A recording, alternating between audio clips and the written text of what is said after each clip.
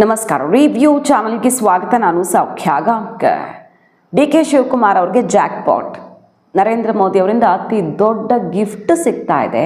ಡಿ.ಕೆ. ಶಿವಕುಮಾರ್ ಅವ್ರಿಗೆ ಭಾರಿ lucky CM ಆಗಿದ್ದಾರೆ. ಒನ್ ಡೇ ಏನು ಹಾಗಾದರೆ ಡೀಟೇಲ್ಸ್ ಇಡ್ತಾ ಹೋಗ್ತೀವಿ. ಕರ್ನಾಟಕ ಜನಕ್ಕೂ ಗುಡ್ ನ್ಯೂಸ್ ಇದು.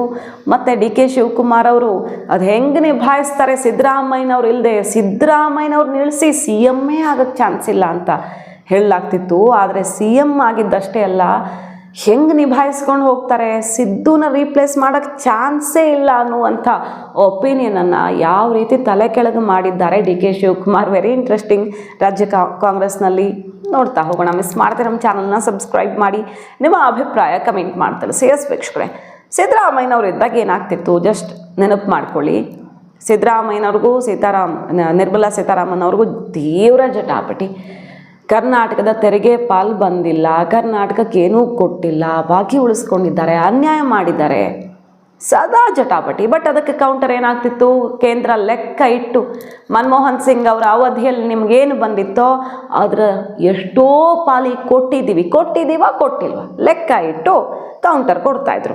ಈ ಸಲ ಏನಾಗಿದೆ, ಡಿ.ಕೆ. ಶಿವಕುಮಾರ್ ಅವರು ಬರ್ತಿದ್ದಂಗೆ ನೋಡಿ ಜಾಕ್ ಪಾಟ್ ಹೊಡೆದಿದೆ. ಕರ್ನಾಟಕಕ್ಕೆ ಬಂಪರ್ ತೆರಿಗೆಯ ಪಾಲು ಸಿಕ್ಕಿದೆ. ಮುಂಗಡವಾಗಿ ಬೇರೆ ಕೊಡ್ತಿದ್ದಾರೆ. ಅದು ಇಂಟ್ರೆಸ್ಟಿಂಗ್. 1.09 ಲಕ್ಷ ಕೋಟಿ ಹೆಚ್ಚುವರಿ ತೆರಿಗೆಯನ್ನು ಕೇಂದ್ರ ರಾಜ್ಯಗಳಿಗೆ ಕೊಡ್ತಾ ಇದೆ. ಹೆಚ್ಚುವರಿಯಾಗಿ ಕೊಡ್ತಾ ಇದೆ. ಇದು ನಮಗೆ ಬರಬೇಕಾಗಿರೋದೇ ಬಂದಿಲ್ಲ ಅಂತ ಸಿದ್ದರಾಮಯ್ಯನವರು ಸದಾ ಕೇಂದ್ರದತ್ತ ಬೊಟ್ಟು ಮಾಡ್ತಿದ್ರು, ಗೂಬೆ ಕೂರಿಸ್ತಿದ್ರು. ಈಗ ಡಿ.ಕೆ. ಶಿವಕುಮಾರ್ ಅವರು ನಾವು ನರೇಂದ್ರ ಮೋದಿ ಅವರ ಜೊತೆ ಇಡೀ ಕರ್ನಾಟಕ ನಿಲ್ಲತ್ತೆ ಅಂತ ಬಹುಪರಾಕ್ ಹಾಕಿ ಕಳಿಸಿರೋ ಹೊತ್ತಲ್ಲೇ ಇದು ಬಂದಿರೋ ಗುಡ್ ನ್ಯೂಸ್ ನೋಡಿ. ಕೇಂದ್ರದ ತೆರಿಗೆಯಲ್ಲಿ ಈ ಬಾರಿ ರಾಜ್ಯಗಳಿಗೆ ದೊಡ್ಡ ಮಟ್ಟದಲ್ಲಿ ಹೆಚ್ಚುವರಿ ಮುಂಗಡ ಕಂತು ಒಟ್ಟಾರೆ 1.09 ಲಕ್ಷ ಕೋಟಿ, 1,09,019 ಕೋಟಿ ಶನಿವಾರ ಬಿಡುಗಡೆಯಾಗಿದೆ. ಮುಂಗಡ ತೆರಿಗೆ ಪಾಲು ಪಡೆದ ರಾಜ್ಯಗಳಲ್ಲಿ ಕರ್ನಾಟಕ ಕೂಡ ಮುಂಚೂಣಿಯಲ್ಲಿದೆ ಅನ್ನೋದು ಇಂಟ್ರೆಸ್ಟಿಂಗ್. 4,504 ಕೋಟಿ ರೂಪಾಯಿ ಬಿಡುಗಡೆ ಮಾಡಿದ್ದಾರೆ ಕರ್ನಾಟಕಕ್ಕೆ ಮುಂಗಡ. ಇದು ಹೆಚ್ಚುವರಿ. ಕೇಂದ್ರದ ತೆರಿಗೆ ಪಾಲನ್ನು ಎಂದಿನಂತೆ ಮಾಸಿಕ ಕಂತುಗಳಲ್ಲಿ ಆಗಸ್ಟ್ 10ರಂದು ಬಿಡುಗಡೆ ಮಾಡೋದು ಸಾಮಾನ್ಯ, ಯಾವಾಗಲೂ ನಡೆಯುವಂಥ ಪ್ರಕ್ರಿಯೆ. ಈ ಬಾರಿ ಹೆಚ್ಚುವರಿ ಕಂತಿನ ತೆರಿಗೆ ಪಾಲನ್ನು ಆಗಸ್ಟ್ 1ನೇ ತಾರೀಕು ರಾಜ್ಯಗಳಿಗೆ ಬಿಡುಗಡೆ ಮಾಡಿರೋದು ಬಂಪರ್ ಗಿಫ್ಟ್ ಕರ್ನಾಟಕಕ್ಕೆ ಸಿಗ್ತಿರೋದು. ಯಾವ್ಯಾವ ರಾಜ್ಯಕ್ಕೆ ಎಷ್ಟೆಷ್ಟು ಕೊಟ್ಟಿದ್ದಾರೆ ಅದರಲ್ಲಿ ಕರ್ನಾಟಕ ಕೂಡ ಇದೆ.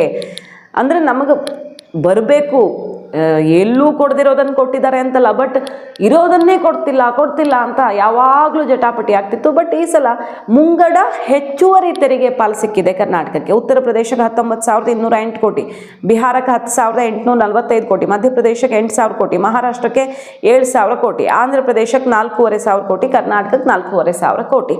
ಇದಿಷ್ಟು ಹೆಚ್ಚುವರಿಯಾಗಿ ಬಂಪರ್ ಗಿಫ್ಟ್ ಕೊಡ್ತಿರೋದು. ಹಂಗೆ ನೋಡೋಕೆ ಹೋದರೆ ಈಗ ಆಡಳಿತ ಪಕ್ಷ ವಿಪಕ್ಷ ಅಂತ ನೋಡೋಕೆ ಹೋದರೆ ಉತ್ತರ ಪ್ರದೇಶದಲ್ಲಿ BJP, ಬಿಹಾರದಲ್ಲಿ BJP, ಮಧ್ಯಪ್ರದೇಶ ಮಹಾರಾಷ್ಟ್ರದಲ್ಲೂ BJP, ಆಂಧ್ರದಲ್ಲೂ NDA, ಕರ್ನಾಟಕದಲ್ಲಿ ಮಾತ್ರ ಕಾಂಗ್ರೆಸ್ ಸರ್ಕಾರ ಇರೋದು. ಆದರೆ ಡಿ.ಕೆ. ಶಿವಕುಮಾರ್ ಅವ್ರಿಗೆ ಬಂಪರ್ ಗಿಫ್ಟ್ ಸಿಕ್ಕಿದೆ. ಅಂದರೆ ಇಲ್ಲೆಲ್ಲ ಪಕ್ಷ ನೋಡಿ ರಾಜಕೀಯ ಮಾಡುವಂಥದ್ದು ಅಲ್ವೇ ಅಲ್ಲ, ಆ ರೀತಿ ನಡೆಯಲ್ಲ ವ್ಯವಸ್ಥೆ. ಸ್ಟಿಲ್ ಆ ರೀತಿ ಆರೋಪಗಳನ್ನು ಮಾಡಲಾಗುತ್ತಲ್ಲ, ಹಾಗಾಗಿ ಕರ್ನಾಟಕವೂ ಕೂಡ ತನ್ನ ಪಾಲನ್ನು ತಾನು ಪಡ್ಕೊಂಡಿದೆ. ತನಗೆ ಸಿಕ್ಕಿರೋದು ಕನ್ನಡಿಗರಿಗೆ. ಆದರೂ ಡಿ.ಕೆ. ಶಿವಕುಮಾರ್ ಅವರು ಮೈಕೈ ನೋಯಿಸ್ಕೊಳ್ಳದೆ ಗುದ್ದಾಡದೇನೆ ಈಗ ಬಂಪರ್ ಗಿಫ್ಟನ್ನು ಪಡ್ಕೊಂಡಿದ್ದಾರೆ. ಅದು ಕೇಂದ್ರದ ಜೊತೆಗಿರುವಂಥ ಸಮನ್ವಯಕ್ಕೋ ಯಾವ ರೀತಿ ಗೊತ್ತಿಲ್ಲ. ಪದೇ ಹೋದಾಗೆಲ್ಲ ನರೇಂದ್ರ ಮೋದಿ ಅವ್ರನ್ನ, ಕೇಂದ್ರ ಸಚಿವರನ್ನ ಭೇಟಿಯಾಗಿ ಸೌಹಾರ್ದಯುತ ಮಾತುಕತೆ ಮಾಡ್ಕೊಂಡು ಬಂದಿದ್ದಾರೆ. ಇತ್ತೀಚೆಗಷ್ಟೇ ಡೆಲ್ಲಿ ಹೈಕಮಾಂಡ್ನು ಮೀಟ್ ಮಾಡಿ ಕೇಂದ್ರ ಸರ್ಕಾರದ ಮಿನಿಸ್ಟರ್ಗಳನ್ನು ಮೀಟ್ ಮಾಡ್ಕೊಂಡು ಬರ್ತಾ ಇದ್ದಾರೆ. ಮತ್ತು ನಿನ್ನೆ ನರೇಂದ್ರ ಮೋದಿ ಅವರನ್ನು ಅವರು ಹಾಡು ಹೊಗಳಿದಂಥ ರೀತಿ ನೋಡ್ತೀವಿ ನಾವು. ರೇವಂತ್ ರೆಡ್ಡಿ ಅವರು ಅಷ್ಟೇ, ಅಲ್ಲಿಗೆ ಬಂದಾಗೆಲ್ಲ ನಿಮ್ಮ ಮಾಡೆಲ್ ನಾನು ಅನುಸರಿಸಬೇಕು ಅಂತ ನರೇಂದ್ರ ಮೋದಿ ಅವ್ರಿಗೆ ಸದಾ ಜಯ ಅಂತಿರ್ತಾರೆ ಅವರು.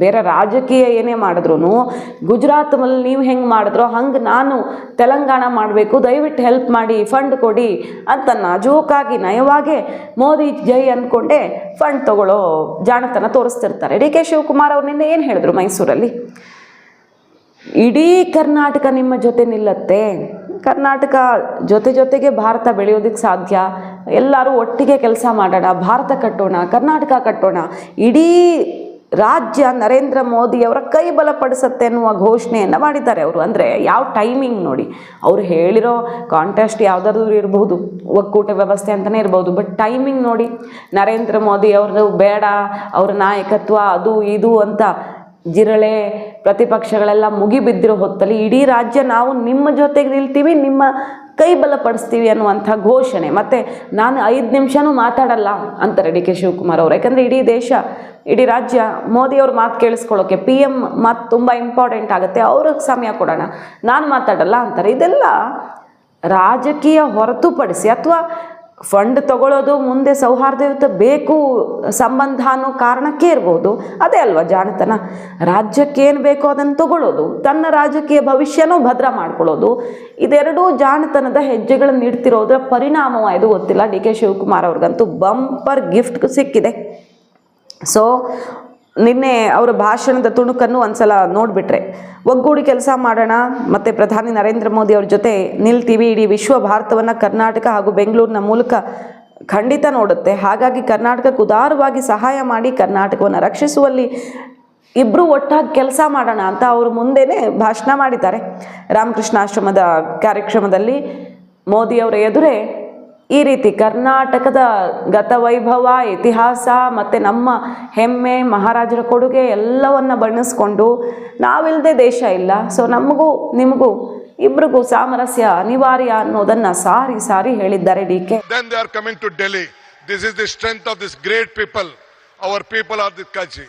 Sir, Prime Minister, sir, you see the weather, you see the culture. This is the strength of this great state. The entire state stands with you. We want to work together. We want to work with the federal state. I appeal to you. Let us all work together. This is a great. This is the Sankalpa Bhumi. In this Bhumi, at the time when our Vivekananda traveled in a train in the history, he was traveling the ship along with Tataji. Then Tataji asked, what has to be done? He said, India is poor. This has to be a science city. Then the Tataji asked Maharaja.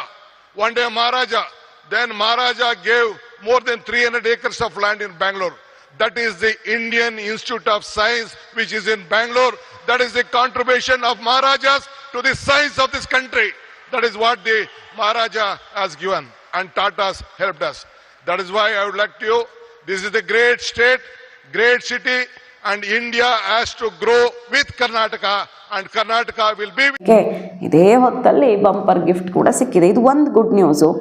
Lucky CM ಯಾಕೆ ನೋಡಿ, ವರುಣನ ಕೃಪೆ ಕೂಡ ಸಿಕ್ಕಿದೆ D K Shivakumar ಅವ್ರಿಗೆ. ಪೂಜೆ ಮಾಡ್ತಾರೋ, ಹೋಮ ಮಾಡ್ತಾರೋ, ಏನಾದರೂ ಇರಲಿ, ಸಿದ್ದರಾಮಯ್ಯನವರ ಅವಧಿಯಲ್ಲೂ ಬರ ತಾಂಡವ ಆಡಿತ್ತು, ಬೇಕಾದಷ್ಟು ಸಮಸ್ಯೆ ಆಗಿತ್ತು, ಮಳೆನೂ ಬಂದಿದೆ, ಅವರ ಅವಧಿಯಲ್ಲೂ ಮಳೆ ಬಂದಿಲ್ಲ ಅಂತೇನಿಲ್ಲ. ಬಟ್ ಡಿ ಕೆ ಶಿವಕುಮಾರ್ ಅವ್ರಿಗೆ ಈ ಸಲ ದೊಡ್ಡ ಸಂಕಷ್ಟ ಆಗ್ತಿತ್ತು. ಯಾಕಂದರೆ ಮಳೆ ಇಲ್ಲದೆ ಕಾವೇರಿ ನೀರು ತಮಿಳುನಾಡು ಕರ್ನಾಟಕದ ನಡುವೆ ಹಿಂದೆಲ್ಲ ಆಗ್ತಿತ್ತಲ್ಲ ಹೋರಾಟ, ಆ ಸ್ವರೂಪ ಪಡೆಯೋಕ್ಕೆ ಶುರುವಾಗ್ಬಿಟ್ಟಿತ್ತು. ಆದರೆ ಈಗ ಭರ್ಜರಿ ಮಳೆಯಾಗಿ ಕಾವೇರಿ ಪಾತ್ರದ ಡ್ಯಾಮ್ಗಳಿಗೆ ನೀರಿನ ಒಳ ಹರಿವು ಜಾಸ್ತಿ ಆಗಿದೆ. ಇಡೀ ರಾಜ್ಯದಲ್ಲಿ ತುಂಬ ಕಡೆ ಮಳೆ ಆಗಿದೆ. ದಕ್ಷಿಣ ಕನ್ನಡದಲ್ಲಿ, ಕರಾವಳಿಯಲ್ಲಿ ಮತ್ತು ಮಲೆನಾಡಲ್ಲಿ ಕೃಷ್ಣಾ ನೀರಿನ ಮಟ್ಟನೂ ಏರಿಕೆ ಆಗಿದೆ. ಎಲ್ಲ ಕಡೆನೂ ಗುಡ್ ನ್ಯೂಸ್ ಸಿಗ್ತಾ ಇದೆ. ಕೊಡಗಲ್ಲಂತೂ ಸಿಕ್ಕಾಪಟ್ಟೆ ಮಳೆ ಆಗಿದೆ. ಸೊ ಕಾವೇರಿ ಮೈ ತುಂಬಿ ಹರಿತಿದ್ದಾಳೆ. ಈಗ 25,000 ಕ್ಯೂಸೆಕ್ ರಾಜ್ಯದಿಂದ ಈಗ ಬಿಡುಗಡೆಯಾಗಿದೆ. ಅಂದರೆ ನೀರು ನಮಗೀಗ ಬೇಡ ಅಂದರೂ ಬಿಡಬೇಕಾಗತ್ತೆ. ಯಾರೂ ಬೇಡ ಅನ್ನೋಕ್ಕೂ ಆಗಲ್ಲ. ಯಾಕಂದರೆ ಡ್ಯಾಮ್ ತುಂಬಿಬಿಟ್ರೆ ಅದನ್ನ ಹಿಡಿದಿಟ್ಕೊಳ್ಳೋಕ್ಕಂತೂ ಆಗೋದೇ ಇಲ್ಲ. ಡ್ಯಾಮ್ ತುಂಬಿದ ಮೇಲೆ ಬಿಡಲೇಬೇಕು, ನಮಗೆ ಡೇಂಜರ್. ಹಾಗಾಗಿ ಈಗ ಬೇಡವೇ ಬೇಡ ಅಂತಿದ್ದ ಸಮಯದಲ್ಲಿ ಡಿ ಕೆ ಶಿವಕುಮಾರ್ ಅವ್ರಿಗೆ ವರುಣನ ಗಿಫ್ಟೂ ಸಿಕ್ಕಿದೆ. ಒಳ್ಳೆ ಒಳಹರಿವು ಬರ್ತಾ ಇದೆ. ಇವತ್ತು ಸರ್ವ ಪಕ್ಷಗಳ ಸಭೆ ಇದೆ. ಏನು ಮಾಡೋದು, ನೀರು ಬಿಡೋದಾ? ಮಳೆ ಬಂತು, ಈಗ ಬಂದಂಗೆ ಬಂತು, ಆರಾಮಾಗಿ ಡ್ಯಾಮ್ ತುಂಬತ್ತೆ, ಆವಾಗಂತೂ ಸಮಸ್ಯೆ ಇಲ್ಲ. ಅಕಸ್ಮಾತ್ ಮತ್ತೆ ಮಳೆ ಕೈ ಕೊಟ್ಟರೆ ಏನು ಮಾಡೋದು? ಬೇರೆ ಪಕ್ಷಗಳನ್ನೇ ಕೂರಿಸ್ಕೊಂಡು ಐಡಿಯಾ ತಗೊಳ್ತಿದ್ದಾರೆ. ಇವತ್ತು ಭಾನುವಾರ ಮುಖ್ಯಮಂತ್ರಿಗಳು ಎಲ್ಲ ಪಕ್ಷಗಳಿಂದ ಅಭಿಪ್ರಾಯ ಸಂಗ್ರಹ ಮಾಡ್ತಿದ್ದಾರೆ. ಮತ್ತು ಈಗ ಆಲ್ರೆಡಿ ನೀರು ಬಿಡಬೇಕು ಅಂತ ಆದೇಶ ಹೊರಡಿಸಿ ಸುಮಾರು ದಿನ ಆಗೋಯ್ತು. ಕರ್ನಾಟಕ ನೀರು ಬಿಡಬಾರ್ದು ಅಂತ ಹೋರಾಟ ಆಗ್ತಿದೆ. ಕರ್ನಾಟಕದ ಹಿತಕ್ಕಾಗಿ ನಾವು ನೀರು ಬಿಡಲ್ಲ ಅಂತ ಅದನ್ನು ಹಾಗೆ ಹಿಡ್ಕೊಂಡು ಬರ್ತಾ ಇದೆ ಸರ್ಕಾರ, ಬಿಟ್ಟಿಲ್ಲ. ಸೊ ಇವೆಲ್ಲವೂ ಕೂಡ ಡಿ ಕೆ ಶಿವಕುಮಾರ್ ಅವ್ರಿಗೆ ತಂತಾನೇ ಆಗ್ತಿದೆಯೋ, ಪರಿಸ್ಥಿತಿ ಕೂಡಿ ಬರ್ತಿದೆಯೋ, ದೇವರ ಆಶೀರ್ವಾದವೋ, ಅವರ ಸಂಕಲ್ಪ ಶಕ್ತಿಯೋ ಅನ್ನೋ ರೀತಿಯಲ್ಲಿ ಭರ್ಜರಿಯಾಗಿ ಲಕ್ಕಿ CM ಅನ್ನಿಸ್ಕೊಳ್ತಿದ್ದಾರೆ ಡಿ ಕೆ ಶಿವಕುಮಾರ್ ಅವರು. ಈಗ ನೋಡಿ, ಕಬಿನಿ ಡ್ಯಾಮಿಂದ ತಮಿಳ್ನಾಡಿಗೆ 10,000 ಕ್ಯೂಸೆಕ್ ನೀರು ಹರಿವು ಆಗ್ತಾ ಇದೆ. ಯಾಕಂದರೆ ಬಹುತೇಕ ಭರ್ತಿ ಆಗಿಬಿಟ್ಟಿರೋದ್ರಿಂದ ಪ್ರಾಕೃತಿಕ ಪರಿಹಾರನೇ ಸಿಗ್ತಾ ಇದೆ ಈಗ ಇದಕ್ಕೆ. ಸರ್ವಪಕ್ಷ ಸಭೆಗೂ ಮುನ್ನವೇ ಕೇರಳದ ವಾಯ್ನಾಡಲ್ಲಿ ಮಳೆ ಭಾರಿ ಪ್ರಮಾಣ ಆಗಿದ್ದು ಕಬಿನಿ ನದಿಯಿಂದ ನೀರು ಹರಿವು ಪ್ರಮಾಣನೂ ಜಾಸ್ತಿ ಆಗಿಬಿಟ್ಟಿದೆ.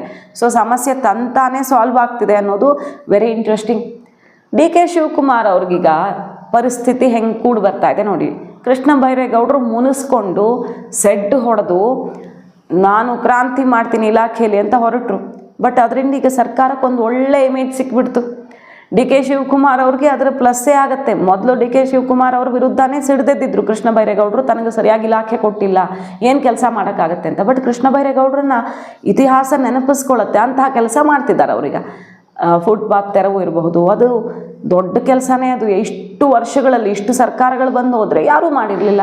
ಈಗ ಒಂದ್ಸಲ ಮಾಡಿ ತೋರಿಸ್ಬಿಟ್ರೆ ಅದು ಕಂಟಿನ್ಯೂ ಆಗುತ್ತೆ. ಸೊ ಬೆಂಗಳೂರಿನ ಅಂದ ಮತ್ತು ಅನಾಹುತಗಳು ತಪ್ಪಿಸೋದು ಇದೆಲ್ಲದಕ್ಕೂ ಕೃಷ್ಣ ಬೈರೇಗೌಡರು ಒಂದು ಒಳ್ಳೆ ಕೊಡುಗೆ ಕೊಟ್ಟರು. ಅದ್ರ ಕ್ರೆಡಿಟ್ ಡಿ ಕೆಗೂ ಸಿಗುತ್ತಾ? ಈಗ ಸೈಟ್ಗಳದ್ದಂತೂ ಇಡೀ ಬೆಂಗಳೂರುಗಳಿಗೆ ದೊಡ್ಡ ಸಮಸ್ಯೆ. ಸೈಟ್ ತೊಗೊಳೋದು, ಎಲ್ಲೋ ಫಾರಿನ್ಗೆ ಹಾರ್ತಾರೆ, ವರ್ಷಗಟ್ಟಲೆ ಬಿದ್ದಿರುತ್ತೆ, ಕಳೆ ಬೆಳ್ಕೊಂಡು ಅಲ್ಲಿ ಹಾವು ಸೇರ್ಕೊಳ್ಳುತ್ತೋ, ಕಸ ಸೇರ್ಕೊಳ್ಳುತ್ತೋ, ಗಬ್ಬೆದ್ದು ನಾರತ್ತೋ ಯಾರೂ ಕೇಳೋರಿರಲಿಲ್ಲ. ಈಗ ಅದಕ್ಕೂ ಕಂಡೀಷನ್ ಹಾಕಿದ್ದಾರೆ. ಸೊ ಬೆಂಗಳೂರಿನ ಅಂದ ಹೆಚ್ಚಿಸುವ ಮತ್ತು ಶುದ್ಧತೆಯನ್ನು ಹೆಚ್ಚಿಸುವಂತಹ ಕೆಲಸನೂ ಸರ್ಕಾರದಿಂದ ಆಗ್ತಿದೆ. ಒಟ್ಟಿನಲ್ಲಿ ಡಿ ಕೆ ಶಿವಕುಮಾರ್ ಅವರು ಈಗ ಸಮ್ಟೈಮ್ಸ್ ಅವರು ಮೋದಿ ಮಾಡೆಲ್ ಅಳವಡಿಸ್ಕೊಳ್ತಿದ್ದಾರೆ ಅಂತಲೇ ಚರ್ಚೆಗೆ ಒಳಗಾಗಿದ್ರು. ನಾವು ಸಾಕಷ್ಟು ರಿಪೋರ್ಟ್ಸ್ ಮಾಡಿದ್ವಿ. ಅದು ಈ ಪೂಜೆ ಪುನಸ್ಕಾರ, ಹೋಮ ಹವನ, ನದಿಯಲ್ಲಿ ಆರತಿ, ಇಂಥ ವಿಚಾರಗಳಲ್ಲಿರಬಹುದು, ಅಥವಾ ಮ್ಯಾನೇಜ್ಮೆಂಟು ಎಲ್ಲ ಕಂಪ್ಲೀಟ್ ಹಿಡಿತ ಏನೇ ಇದ್ದರೂ ತನ್ನ ಕೈಯಲ್ಲೇ ಇರಬೇಕು ಅನ್ನೋ ಲೆಕ್ಕಾಚಾರಗಳಿರಬಹುದು. ಎಲ್ಲ ಕಡೆ ಬರ್ತಾ ಇದ್ದಂಗೆ ಟೈಟ್ ಮಾಡಿಬಿಟ್ಟಿದ್ದಾರೆ. ಸೊ ಎಲ್ಲ ಬಗೆಯಲ್ಲೂ ಡಿ ಕೆ ಶಿವಕುಮಾರ್ ಅವರು ಯಾರ್ಯಾರ ನಿರೀಕ್ಷೆ ಏನಿತ್ತೋ ಸುಳ್ಳು ಮಾಡಿದ್ರ. ಸಿದ್ದರಾಮಯ್ಯನವ್ರನ್ನ ತೆಗೆದುಹಾಕಿ ಇವ್ರು ಬಂದು ಏನು ಮಾಡ್ತಾರೆ, ಬರೋದು ಸುಲಭ, ಬಟ್ ಬಂದ ಮೇಲೆ ಕಷ್ಟ ಇದೆ ಅಂತ ಇದ್ದಿದ್ದಂಥ ಲೆಕ್ಕಾಚಾರ ಎಲ್ಲ ತಲೆ ಕೆಳಗೆ ಮಾಡಿಬಿಟ್ರ ಪರಿಸ್ಥಿತಿನೂ ಅದಕ್ಕೆ ಕೂಡ ಬರ್ತಾ ಇದೆ. ಮಾಹಿತಿ ನಿಮ್ಗೆ ಇಷ್ಟ ಆಗಿದ್ರೆ ಮಿಸ್ ಮಾಡಿದ್ರೆ ನಮ್ಮ ಚಾನಲ್ನ ಸಬ್ಸ್ಕ್ರೈಬ್ ಮಾಡಿ, ನಿಮ್ಮ ಅಭಿಪ್ರಾಯ ಕಮೆಂಟ್ ಮಾಡಿ ತಿಳಿಸಿ. Thank you.